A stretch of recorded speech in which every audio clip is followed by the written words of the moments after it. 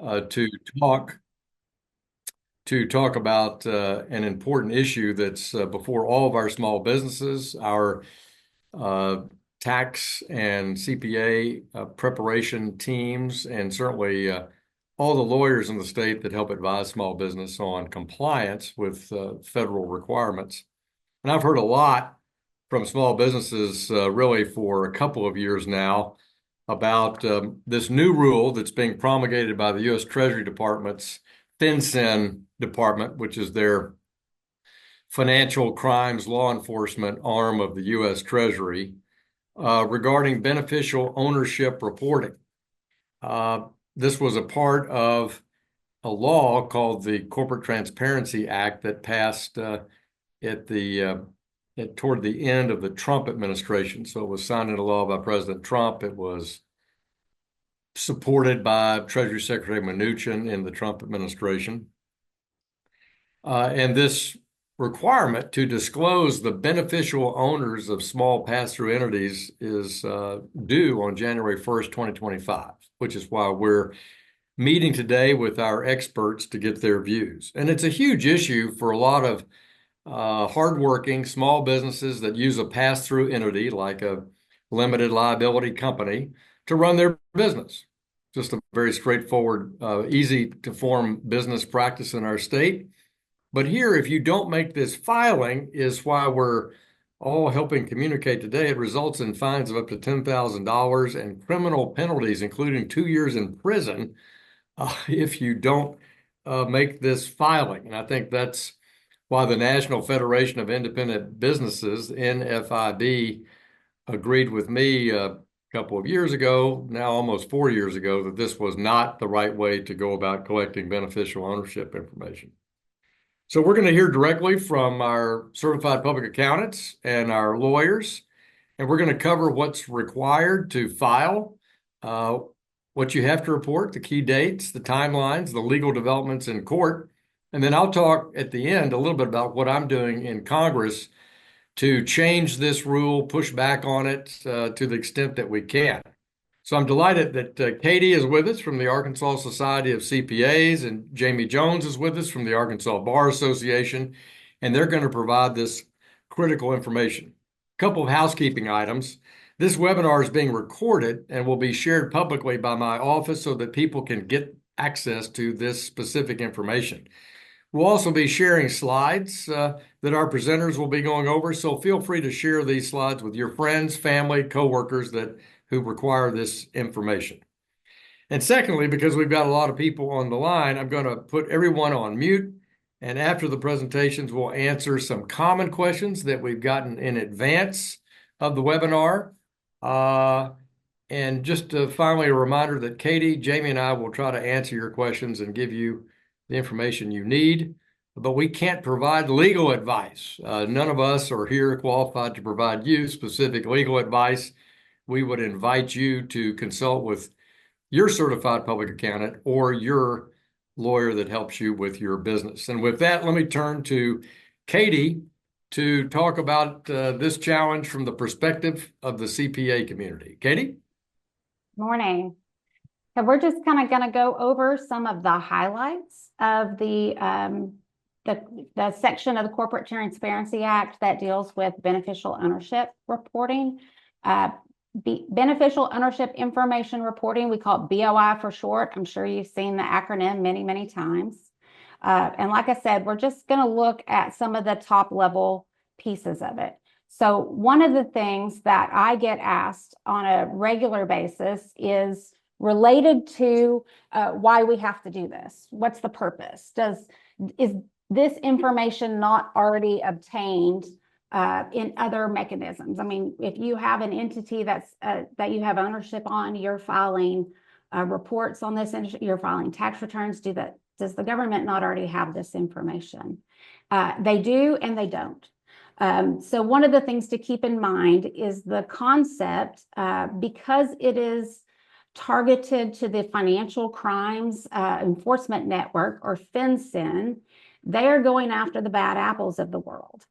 And sometimes those bad apples hide themselves through different companies. So company A owns company B, owns company C. In order to find the actual person who owns company C, you have to drill up through that. That is not the information that's currently filed on the tax return. So it's very important to know that the purpose here is to attach an actual person to the company. And that's the goal in this reporting. It's not a significant amount of information that's needed, but it is not something that is on hand right now.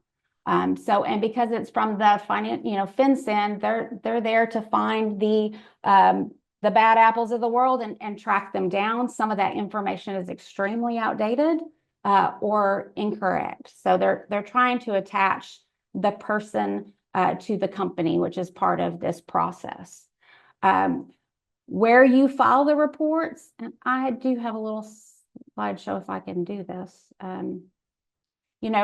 What you'll file on the reports, if you go to fincen.gov/BOI, that's where you can file the reports. That's also where you can find the available information to try to answer some of your questions.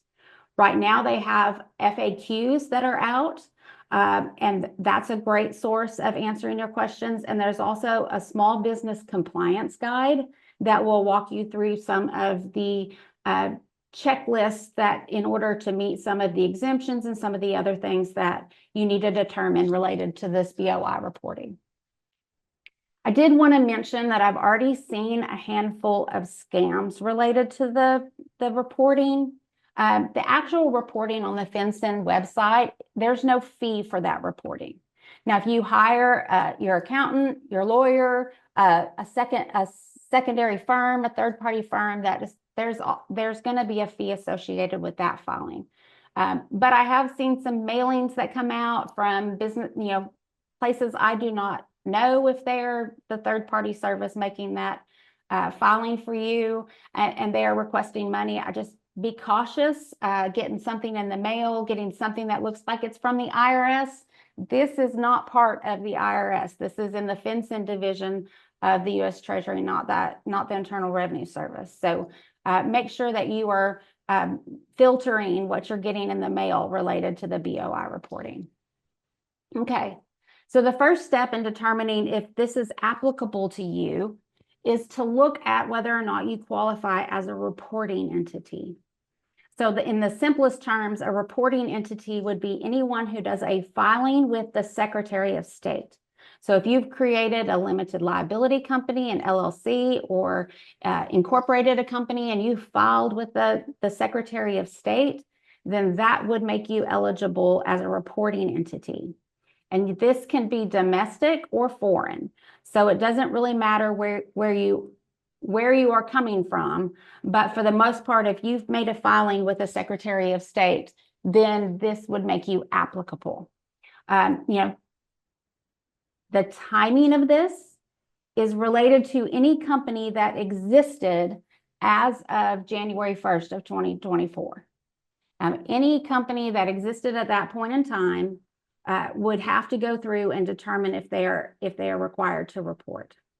If you cease to do business before the end of the year, before your filing was due, you still have to file.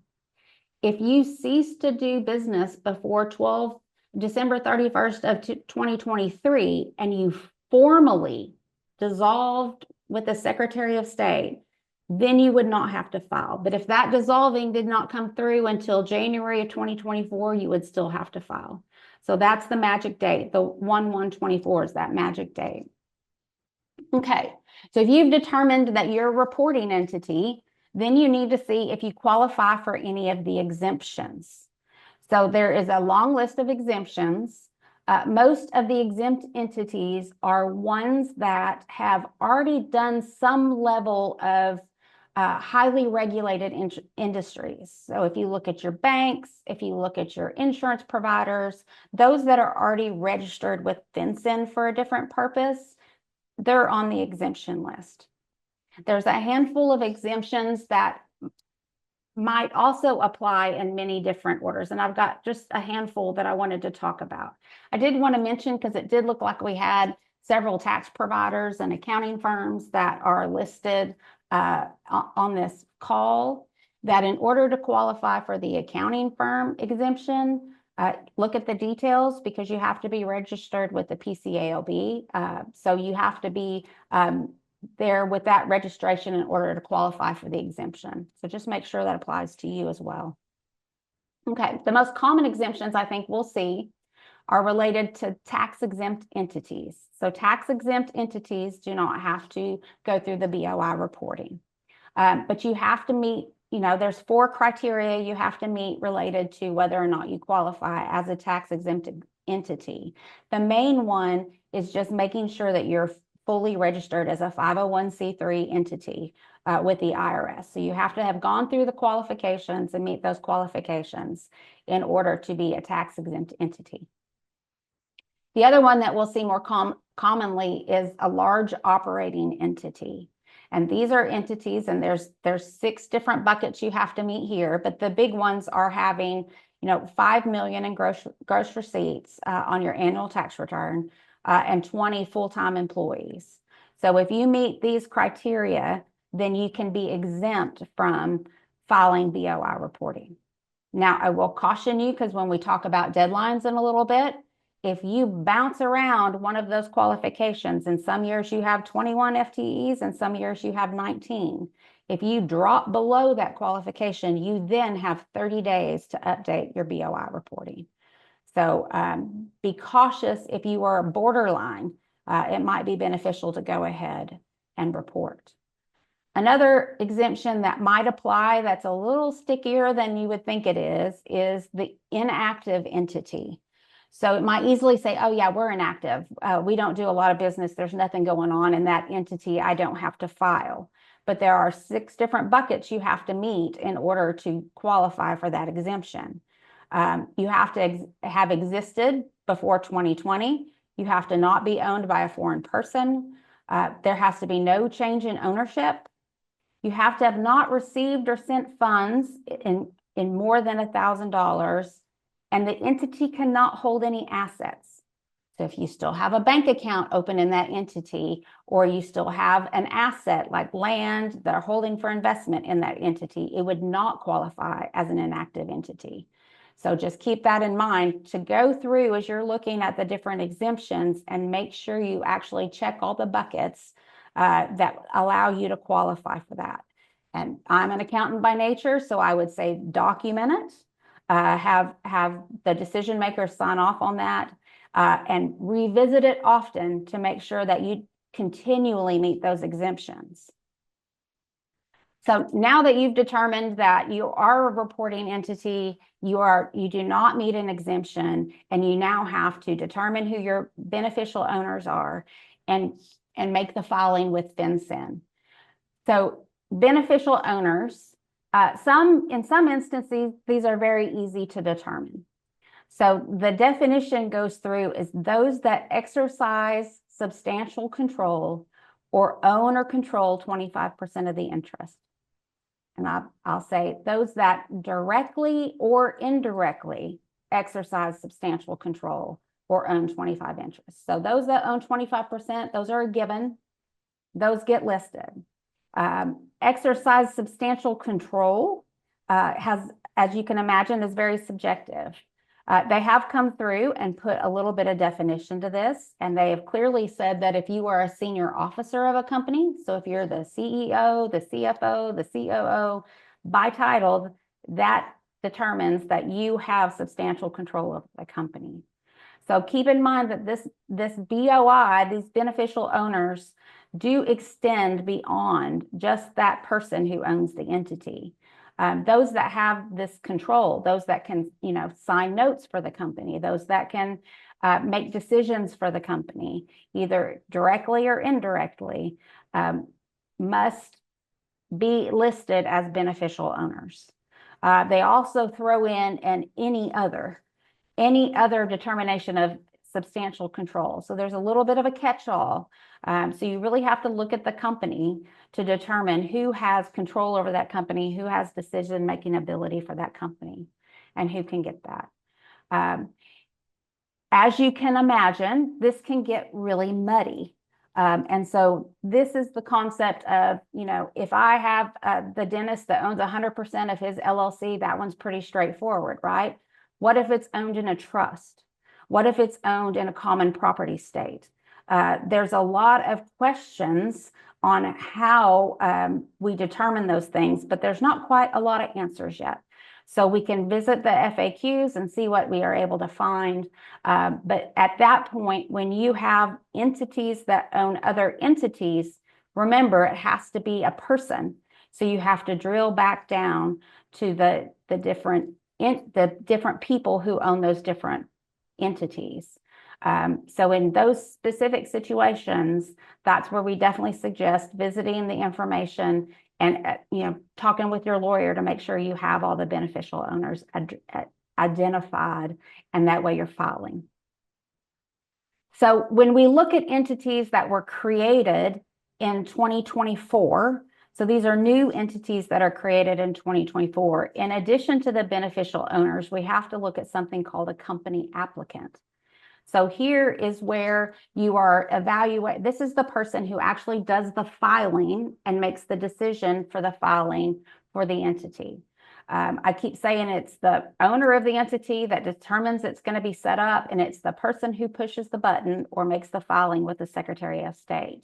So if that is an attorney that does it for you, if it is an accountant that does it for you, if it is someone else in your office that goes in to make the registrations, if it is LegalZoom that makes the actual articles, that's filing the articles, or if it's another service, you have to drill down and find the person who hit the button and list them as the company applicant. Company applicants do not have to be updated. It's a one-time filing, and it's for new entities in 2024, because who would remember who filed this with the Secretary of State for a company that's been around for 20 or 30 years. So we don't have to go backwards. We just have to do that this time. So those are just a couple things to keep in mind. What is required when you file is pretty simple. You have to have the legal name of the company. You have to have all the DBAs. If you've ever used a DBA, if you have formal DBAs or informal DBAs, I would list all your DBAs. You have to have the address. Again, we're trying to find a real person, so we can't use a PO box in these addresses. You have to have the formation date and location, the jurisdiction. So if you filed with the Arkansas Secretary of State to set up that LLC, that's what you're looking at, and the tax ID number. And then for each beneficial owner or company applicant, you have a lot of the same information. You just have to have that date of birth, and you have to have an identification document. So here we're looking at you'll upload a picture of your driver's license. Keep in mind, anything that changes on that, you would have to then update your filing with the FinCEN if you change your address, if anything in there is notable. I mentioned the FinCEN ID. As you can imagine, there are some owners that may own multiple different companies. If they apply to get a FinCEN ID, they can list that ID instead of listing all of this information for every single one of their companies. And at that point, if they move, they change it in one location on their FinCEN ID, and it updates the remaining pieces. Okay. The most important thing, and I think Jamie will talk about this a little more, but I don't think we can stress this enough. If you existed before 2024, you have until the end of the calendar year to file for your BOI reporting. If you were created in 2024, they've given us some grace, and they've given us 90 days to file. If you were created, the entity is created after this year, we revert back to the 30 days. You have 30 days to file. Pretty much, if any information in that report changes, you have 30 days to file. Like I said, if you don't qualify for your exemption anymore, you have 30 days to update that filing. If you change your address, if somebody moves, if something changes on any of that information, if the ownership of the entity changes and it changes your BOIs, you have to update that information within 30 days. And there's significant penalties with this. I know he mentioned earlier $500 a day. That is slated for inflation. Right now it's $591 a day, and there's no cap to that. So you just will continue to accrue that liability until that filing is done. So that's all I wanted to mention. Like I said, it's a very high level overview, and I think Jamie will probably fill in some of those gaps and tell you some of the current developments as well. Well, Katie, thank you. That was really helpful. Appreciate your leadership at the Arkansas Society of CPAs, and so glad Jamie Jones is with us. And we should say in front of this distinguished audience of warriors about corporate transparency that you are the president-elect of the Arkansas Bar Association. So congratulations on that. And we'll turn it over to you. Thank you so much. And I'm going to share my screen. And as the congressman said, I am the president-elect of the Arkansas Bar Association. Full disclosure, I'm a civil litigator normally. I am a partner at Friday, Eldridge, and Clark. And so I have to give some credit to Robert Smith and Taylor Stockmeyer of my firm, who work in this area constantly, and they've tutorialed me and helped me prepare this today. And so one thing, and Congressman discussed this, but this is general purposes, not legal advice. So certainly if you have real specific questions, contact your CPA or your lawyer and go through with them. But as we look at sort of the significance of what this legislation is, it is a significant update to the U.S. anti-money laundering laws. According to FinCEN, the vast majority of the 32 million companies that are now estimated to fall under the Corporate Transparency Act and the final rule will be small businesses, single owner LLCs, and other types of reporting companies with very few beneficial owners.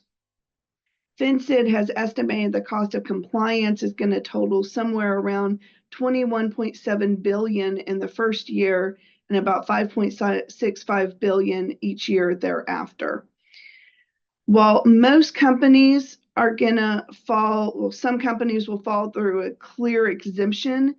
As Katie pointed to, there's going to be some confusion over complicated beneficial ownership, especially in trust. So identifying who that owner is going to be complicated in some circumstances.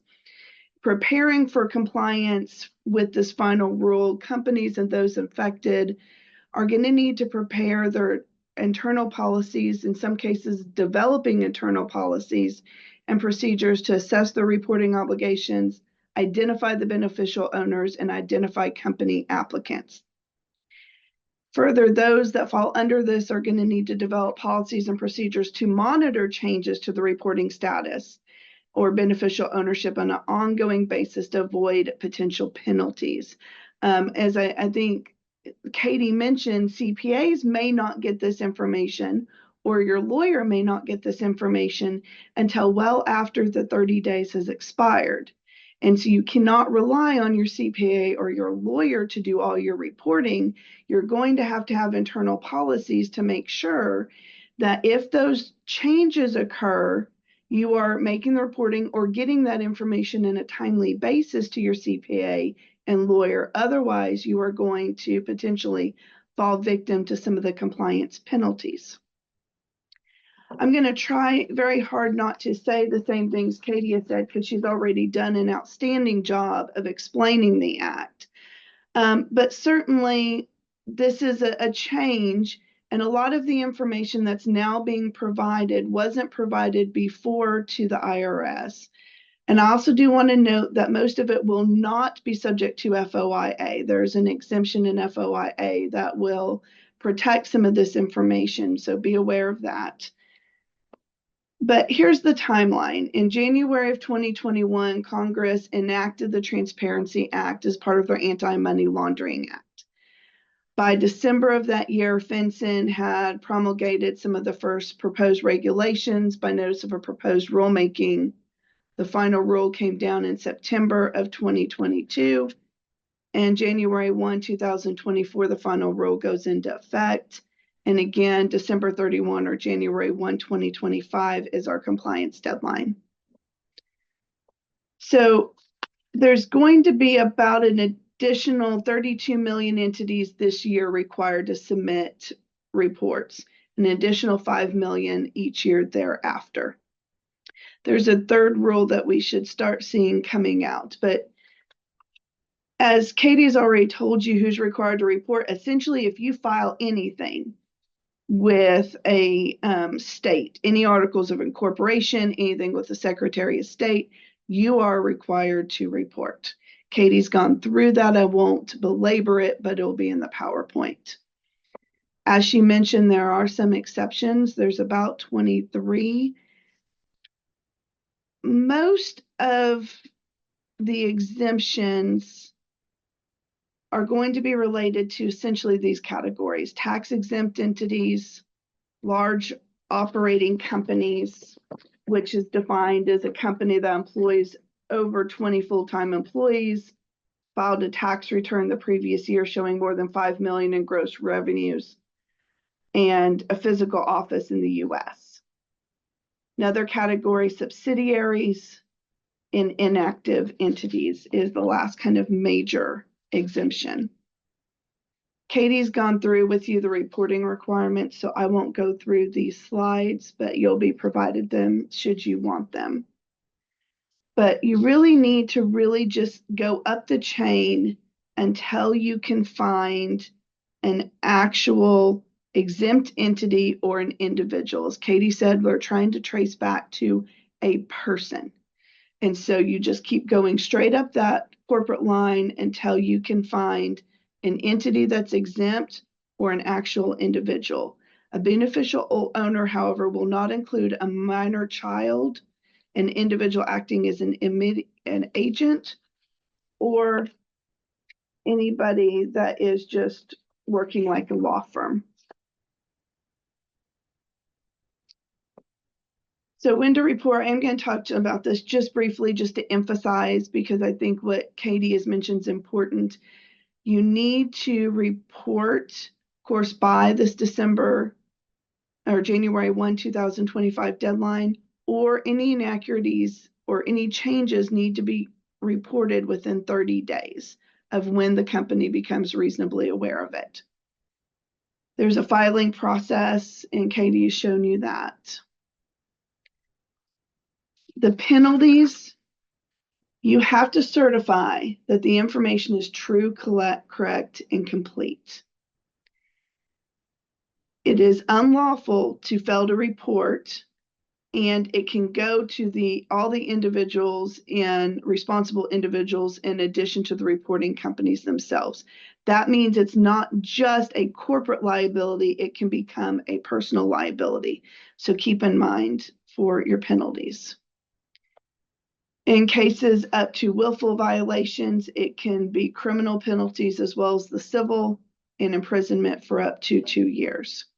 There is a safe harbor, and so look for a safe harbor if there's a submission where you correct it voluntarily and correct the report within the reporting period.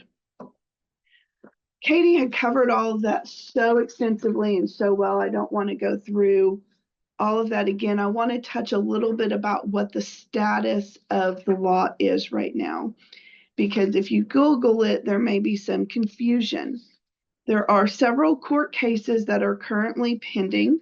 I'm going to talk about one in some detail, and that's the National Small Business United versus Yellen. Of course, Yellen for Janet Yellen, Secretary of Treasury. This is a case that is currently in front of the 11th Circuit. It started with a case that was filed by the National Small Business Group in Alabama District Court.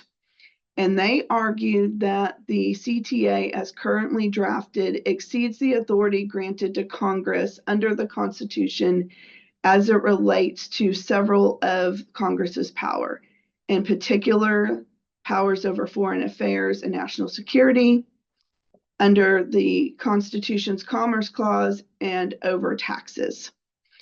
The CTA agreed with the plaintiffs in that case over those 3 grounds, and I'll talk about those briefly.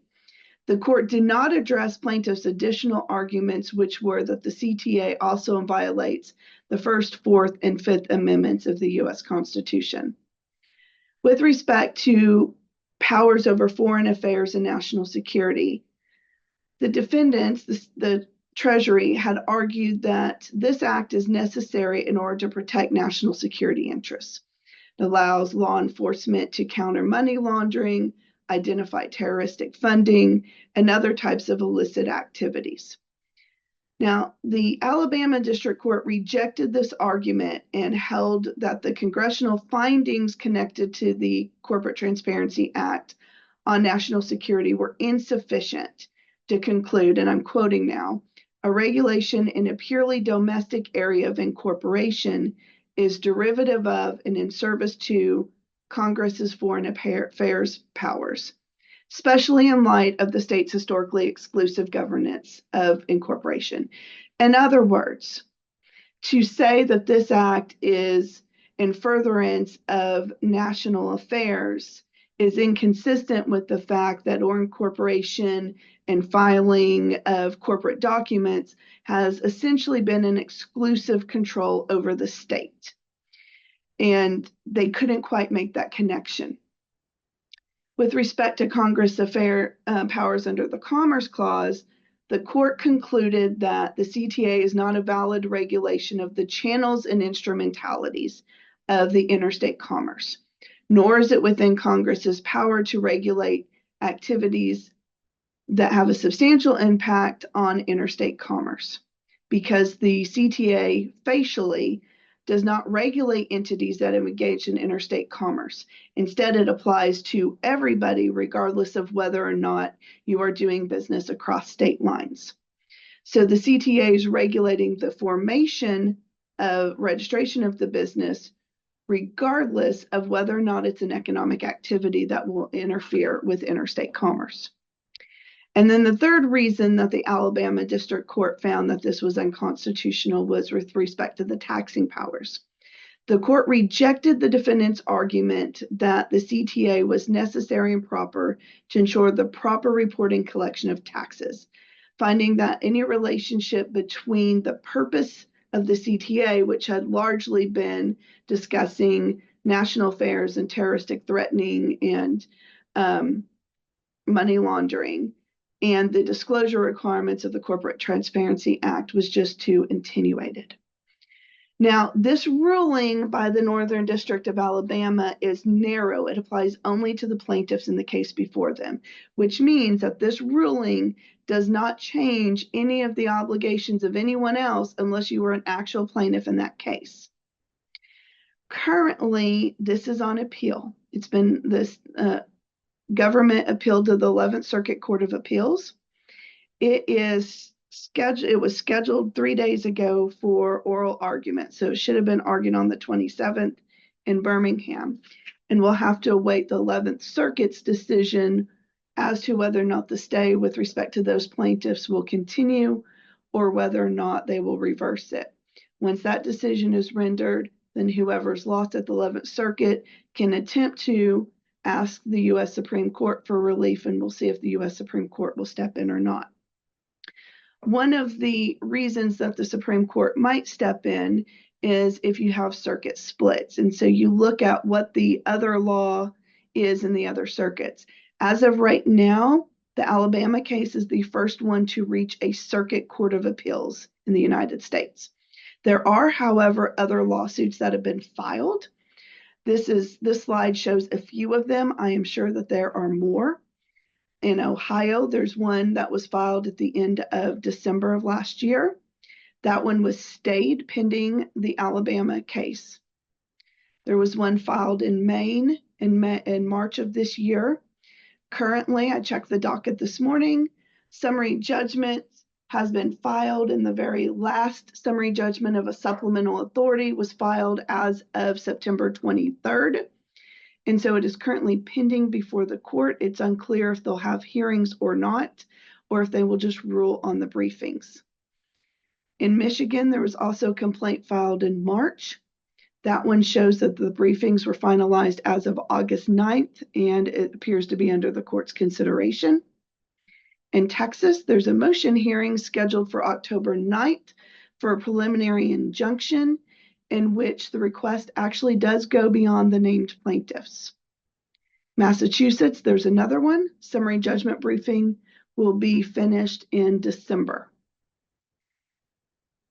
There are likely going to be many more lawsuits that get filed. It's unclear if they will, it's unlikely that they will get a hearing and proceed to be a final briefing before the 11th Circuit rules, although there's certainly the potential that someone could get a quick preliminary injunction. Some updates that I've also seen, and I'm sure we'll hear more about this.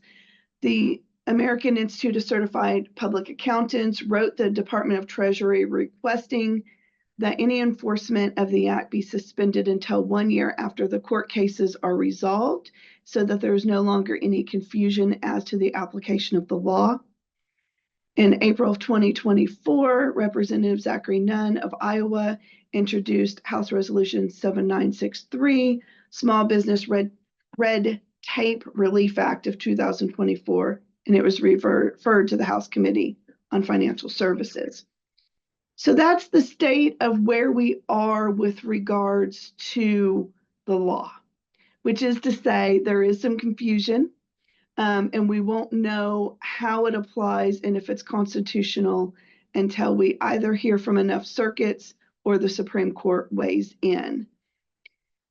Throughout this rule, there's some potential issues that have been raised. And some of those are that FinCEN has stated as an intent to implement an outreach strategy for the key stakeholders, in particular secretaries of state, to ensure a thorough understanding of the final rule requirements. Despite those efforts and despite the efforts that everybody has been making, there still seems to be some ambiguity and concerns raised that have never been answered. And that's part of what some of these lawsuits are about.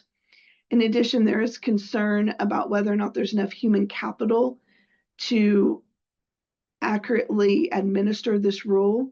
There's approximately 300 employees at FinCEN. And so trying to notify 32 million entities formed or registered with the Secretary of State about these rules is complicated. And that's why seminars like this and the outreach that Congressman Hill has done has been so great to try to notify everybody.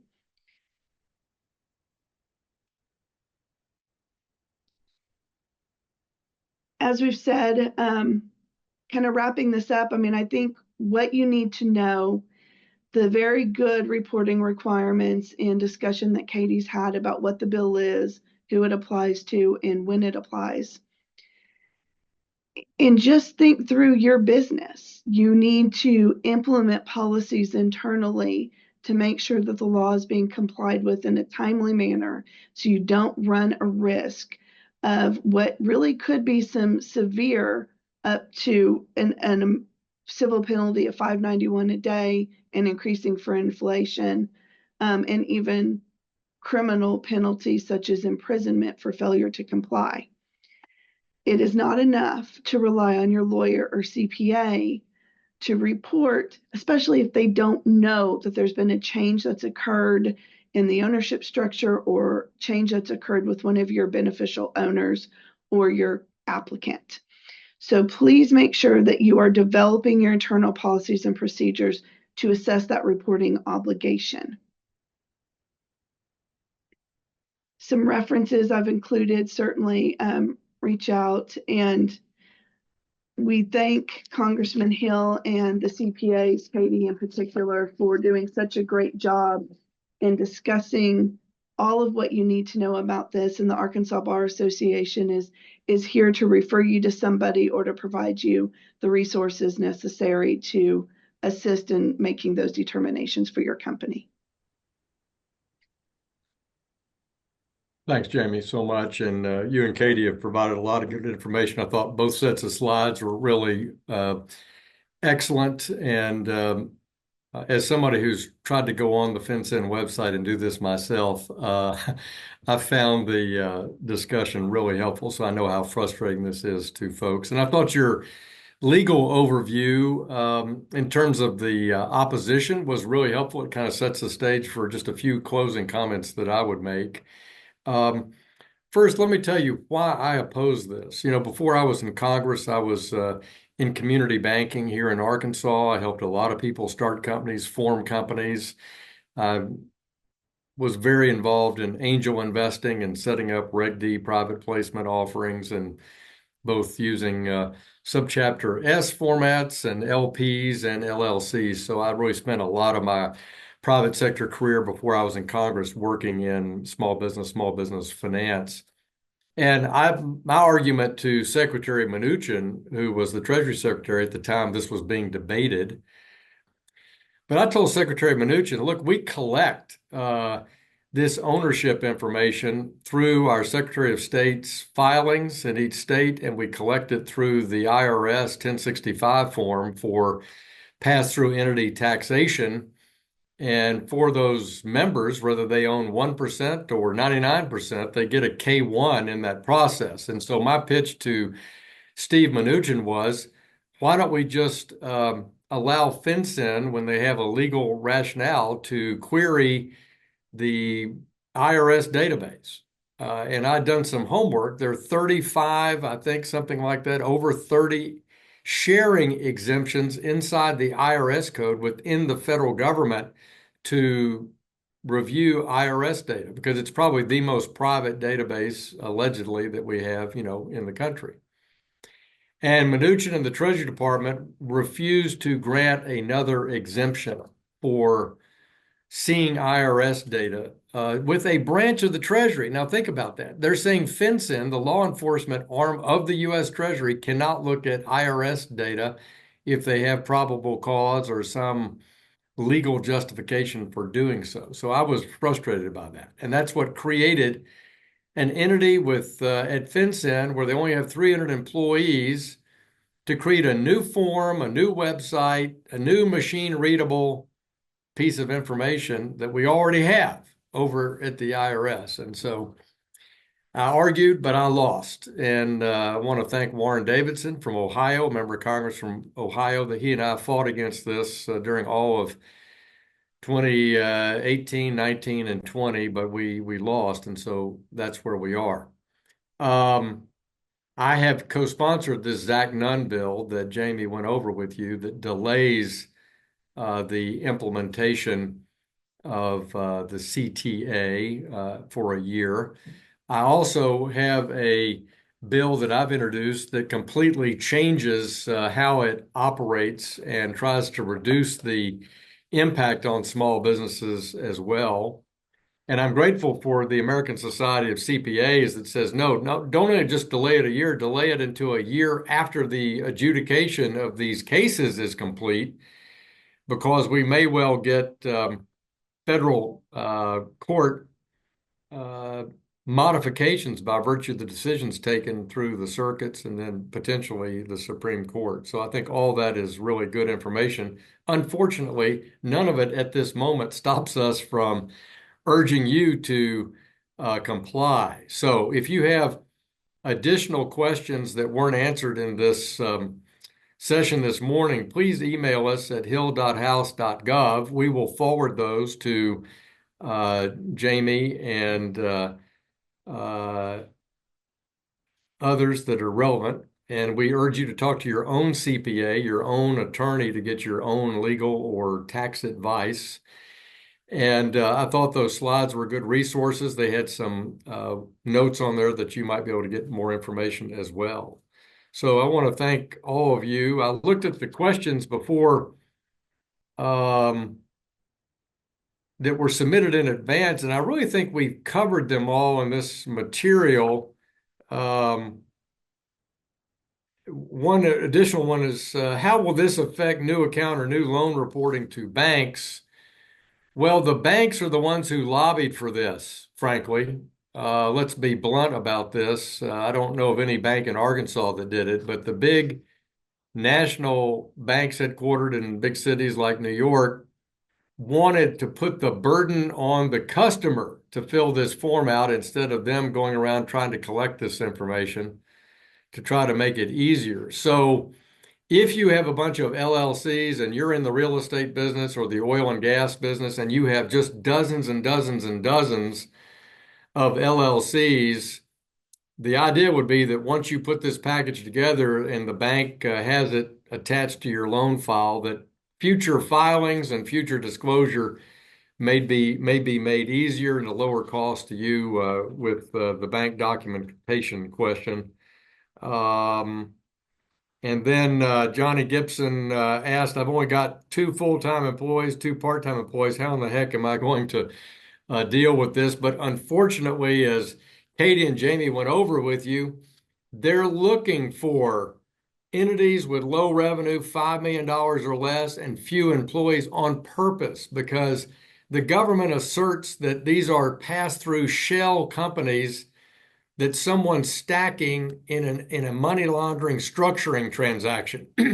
But unfortunately, that's the bulk of 32 million small businesses that run their own trucking company, their own heating and cooling company, and have less than 5 million in revenue every year, and a handful of employees, maybe some contract employees.